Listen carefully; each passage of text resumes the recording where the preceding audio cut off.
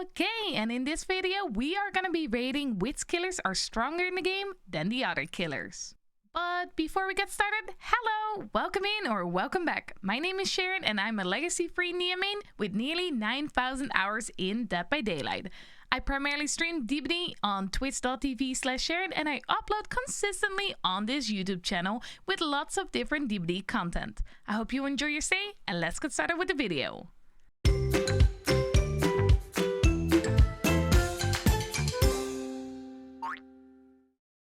Alright, so first up, the rules of this tier list. I always do it so only one thing can end up on the S tier and only one thing can end up on the D tier. This will require me to think smartly about my choices. Let's start off with the B tier killers, which is the middle tier. First up, my personal favorite, Huntress. Huntress, whilst being slow, makes up for that distance with her hatchets that can go across the map. She will especially do well in maps with lower loops, and one of her strengths lay also in the fact that rush unhooking is less strong against her, as the hatchet cooldown is quicker done than your unhooking the survivor animation. Secondly, the Spirit. Her strength lays into her ability to mind game and outplay the survivors a lot more, as you don't know where she is. This is especially efficient in lobbies where it is low to mid-tier survivors and they don't have a crazy insane setup. Legion. The Legion is able to travel across the map quicker with his frenzy mode, has no issues injuring survivors more easily, and as a result, they find survivors more quick as well. Legion does struggle to make officially down, so while it does extend the game by quite a bit, you still have to be skilled at mind gaming and praying you don't get an unfun map. Next up, Doctor. Now a lot of people are gonna question me, and yes, I know that Doctor is very uncommon, but I truly don't think Doctor is that bad at the game. His ability to stop you from vaulting and dropping a pallet is rough to deal with, and the fact that he can easily find survivors with a somewhat global shock ability allows him to waste less time to find survivors, unlike other killers.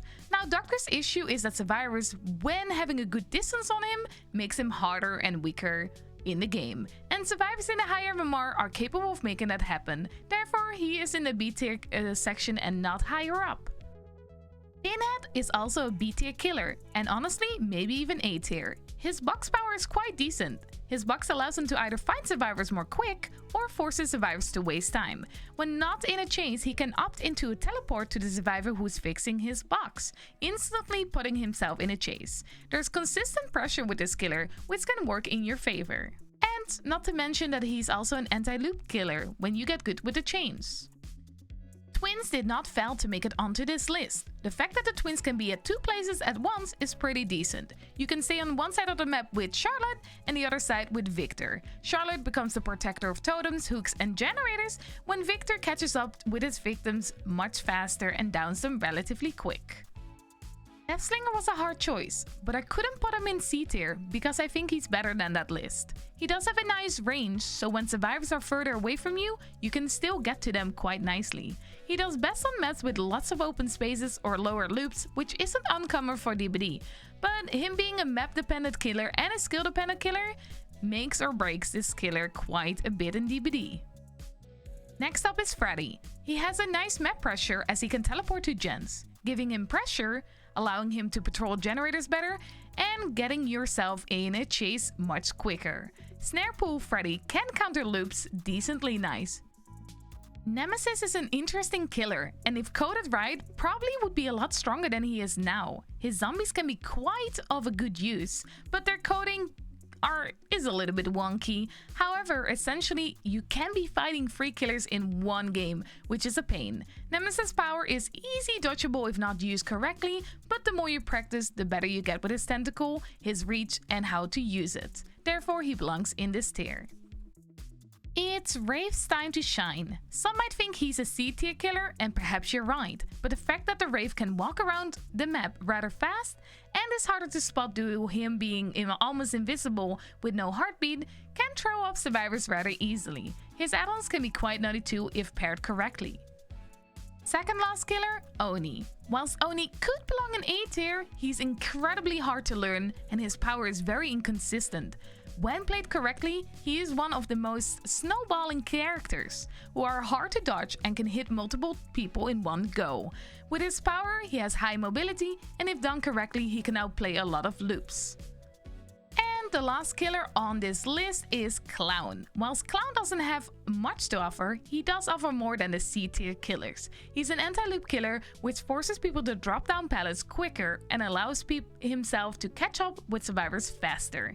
He's also lucky he doesn't have to restock his bottles in a locker like Huntress or Trickster. And that was the end of the B-tier killers. Here are the killers shown once again on the list, and let's get started with the C-tier killers. Whilst the Hag was my shining star in the Mori tier list, she is not in this tier list. The best thing she's good at is camping, which actually nowadays is a really strong strat. Does that mean that the Hag is a strong killer? Someone test it out quick, let me know. But without the jokes, she has nothing really going for her. No crazy map pressure apart from the certain small range where she can put the traps together. And because of the setting time of the traps takes so long, she doesn't really spark any major outplaying potential in the loops, because survivors will just throw the pallet or walk away while you're setting your trap. Up next is the Pig. Pig technically has a mechanic to stall the game, which is a nice mechanic but very unreliable as you need to down people first. She's basically an M1 killer with nothing going on. Even her dash in loops isn't that great because people will just leave that loop.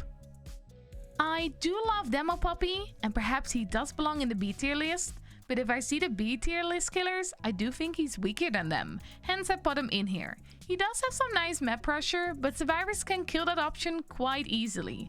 His dash can be strong, but also isn't super hard to dodge.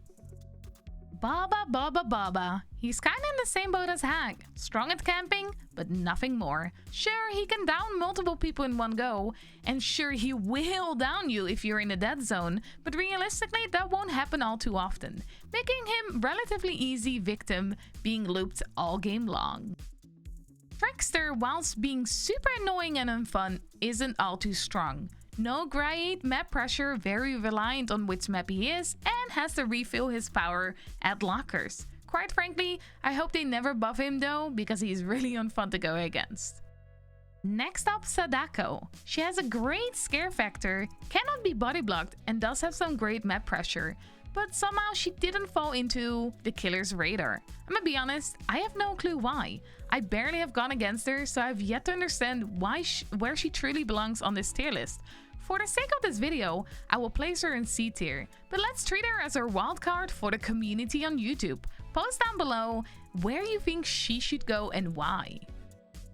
Our bestie Ghostface is sadly placed here too. Whilst he can nicely go stealth mode and expose people, during the current meta where looping is heavily focused on, the poor dude does struggle to get his downs. He doesn't have anything wild going on for him to put him against the big dogs of DBD. In theory, Plague should be a good killer. Either you have all the survivor injured or you have your consistent power.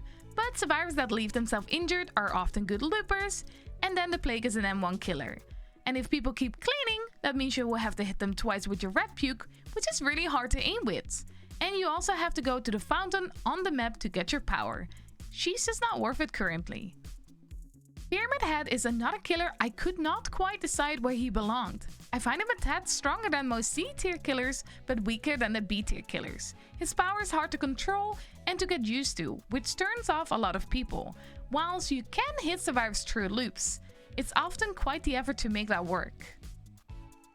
Myers is one of the killers who suffers the most from the current early game meta. The fact that you move a lot slower from the start, have to find survivors, and have to make sure they don't see you so you can stalk them just kinda kills the game for him. And even if you get his power, he's still an M1 killer, and with the looping meta, it's hard to catch anyone. And for the last killer of this tier, my precious Billy. Funny enough, Billy used to be S tier, before the behavior destroyed him. Yeah, sure, he has high mobility across the map, which makes him better than most of these killers in this tier, but he's still very much an M1 killer that is relatively easy to loop. Good Billies can make him work, but good survivors will most likely destroy you as well. And that was it for the C tier killers. Here you can see the list cutting together. Now we're moving on to the A tier killers. First up, and I assume no surprise, the Blight. He's extremely impressive in the current meta. Currently, he is the second strongest killer in this game, in my opinion. He has crazy map pressure, catches up with survivors nearly instantly no matter the distance, his power almost has no cooldown, his turnings are insane, massive lunge, crazy add-ons, and insane mechanics if played well. Secondly, the Artist. Why aren't people playing her? I really don't know. Not that I mind, but she has a lot going for herself. She doesn't have an insane map pressure like the Blind, but she makes up for it by being able to shoot the birds cross map, hitting through everything and anything. It makes it easier to rush the survivors off the gens and even hit them when you're not in a chase with them. She's a very annoying anti-loop killer with putting her crows in the loop that takes almost no time, so survivors don't really have a chance to run somewhere else. And thirdly, the last A tier killer and also the newest killer to DBD, the Dredge. He has crazy map pressure by TPing everywhere in lockers, has a passive ability to disorientate survivors and see them much quicker with the Nightfall, and is an anti-loop killer with placing the husk on loops. Alright, that was the A tier killers. Here's the complete list. Now, let's get this over with. Yes, Trapper is the weakest killer in the game, to me. He has nothing really going for him. His early game is awful because he has to find his traps, find spots where he wants to put them, and has to put them down. Then he has to try to find survivors, who by then are already halfway done with a gen or more. And he's still a basic M1 killer. He has nothing going on, no high mobility, nothing. Sure, he can block off some loops with the tram, but then they will be on their merry way to another loop across the map by then.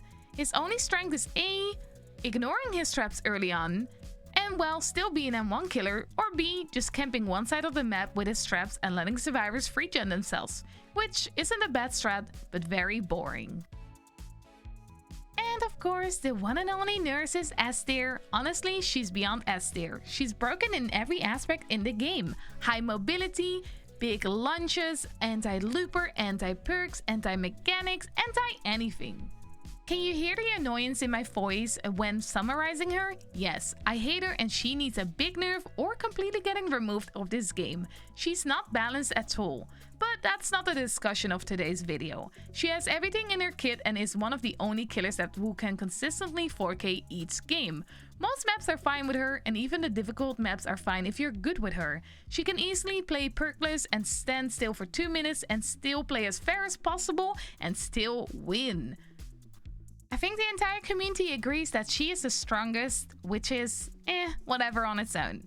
Anyways, here's a list of all the killers going from strong to weak.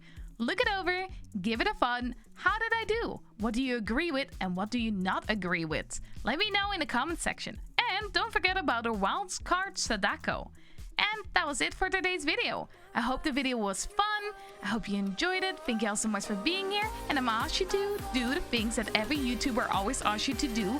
Make sure to like, comment, and subscribe to the channel. And see you all next time. Bye bye!